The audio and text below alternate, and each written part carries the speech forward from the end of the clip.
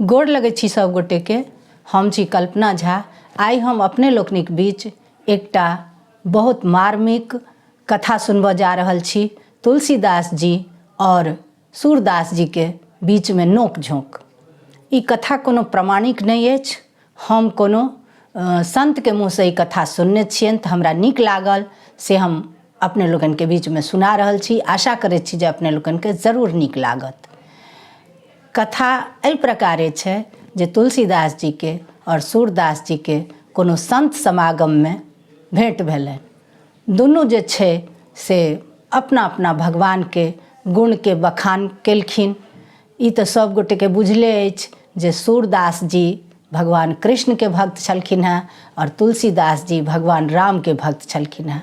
तो चर्चा परिचर्चा के बीच में से की कहै छै दुनू गोटे के ई नोक झोंक हुआ लगलनि जे तुलसीदास जी कहथिन जे हमर भगवान बेसी गुणी छथि तऽ सूरदास जी कहै छलखिन जे हमर भगवान बेसी गुणी छथि। दुनू अपना अपना भगवान के ऊँच, हमरा भगवान के ऊँच दर्जा छनि तऽ ओ कहै छलखिन जे हमरा भगवान के ऊँच दर्जा छनि। एहि प्रकार दुनू गोटे में नोक झोंक हुआ लगलनि। तऽ कहलखिन जे एकर निराकरण केना हैत, जे कोन भगवान बेसी गुणी छथि। तऽ कहलखिन जे तऽ एना कयल जाय जे एकटा तराजू लेल जाय और तराजू में तौलल जाय दुनू भगवान के। एक पलड़ा पर भगवान राम के और एक पलड़ा पर भगवान कृष्ण के। जे पलड़ा भारी भऽ जायत नाम लैत, दुनू गोटे दुनू भगवान के नाम लेब। जे पलड़ा भारी भऽ जायत ओ भगवान के बेसी महत्व हेतनि, ओ भगवान के बेसी ऊँच दर्जा हेतनि। तऽ कहलखिन ठीक छै। तऽ हुनका अपना भगवान पर अटूट विश्वास रहनि। तुलसीदास जी के अपना भगवान पर अटूट विश्वास रहनि आ सूरदास जी के अपना भगवान पर अटूट विश्वास रहनि। दुनू गोटे के मन में रहनि जे हमरे पलड़ा से की कहै छै ऊँच हैत। तराजू के व्यवस्था कयल गेल। एक पलड़ा पर ओ कहऽ लगलखिन जय गोपाल जी। सूरदास जी कहऽ लगलखिन जय गोपाल जी, जय गोपाल जी, जय गोपाल जी। आ ओ कहऽ लगलखिन सीताराम सीताराम सीताराम सीताराम। तुलसीदास जी कहऽ लगलखिन सीताराम सीताराम सीताराम सीताराम। तऽ तुलसीदास जी वाला जे पलड़ा छलै ओ जे छै से मतलब भारी भऽ गेलै ओ पलड़ा। तऽ झुकि गेलै। तऽ ओ कहलखिन जे आब तुलसी सूरदास जी आब विश्वास भेल अहाँके जे कोन भगवान के बेसी ऊँच दर्जा छनि।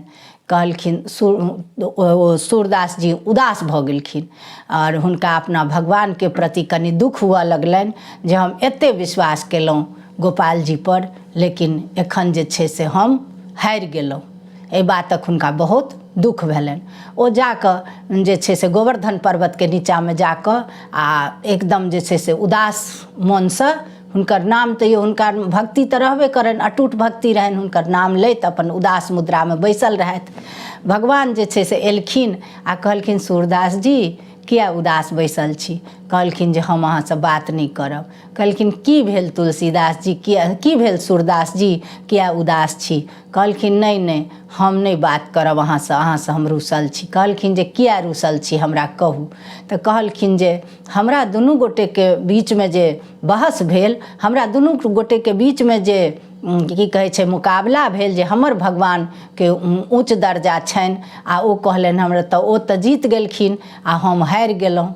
हमरा तऽ हुनका तऽ अपन भगवान जी साथ देलखिन, लेकिन अहाँ हमरा साथ नहीं देलहुँ आ हम जे छै से हुनकासँ हारि गेलहुँ। कहलखिन कि जे एहिमे तऽ हमर कोनो दोष नहीं अछि। तऽ कहलखिन कि जे तऽ केना अहाँके दोष नहीं अछि, अहाँ चाहितहुँ तऽ हमर जे छै से बात रहि जैतै।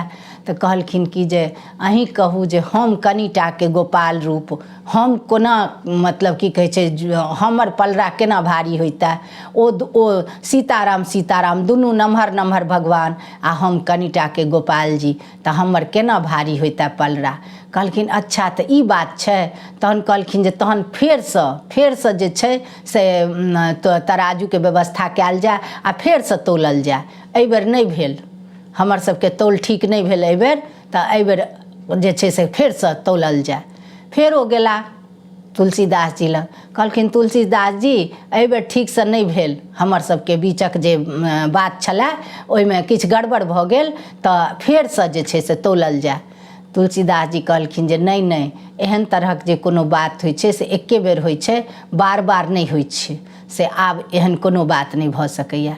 तऽ की कहै छै फेर उदास भऽ गेलखिन। तहन तुलसीदास जीके भेलनि जे की कहै छै ई जे छै से दिलसँ लगा लेलथि हेँ एहि बातके।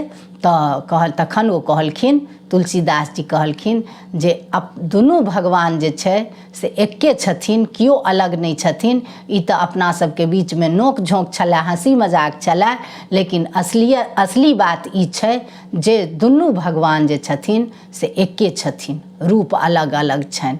तऽ ओ कहलखिन हेँ, तुलसीदास जी कहलखिन हेँ तखन हुनका सूरदास जीके गला मिललखिन हेँ दुनू एक दोसरसँ, आ कहलखिन हेँ जे राम कृष्ण दो एक है, अंतर नहीं निमेष, एक नयन गंभीर है, एक है चपल विशेष।